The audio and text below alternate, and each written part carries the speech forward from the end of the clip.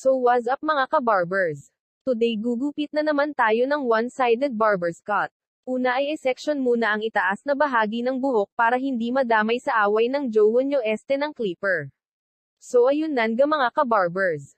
Gumamit ng number 1 guide, wag isabay si number 2 baka mag-away sila. I-trim ang buhok hanagang transition area. Wag puro views mga ka-barbers, subscribe din pag may time.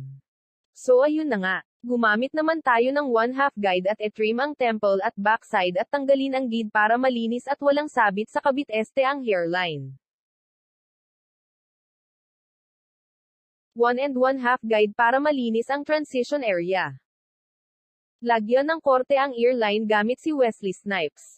Ang blade pala. Mabuti ang earline may korte. Ang iba dyan parang Coca-Cola body kaso inken. Alisin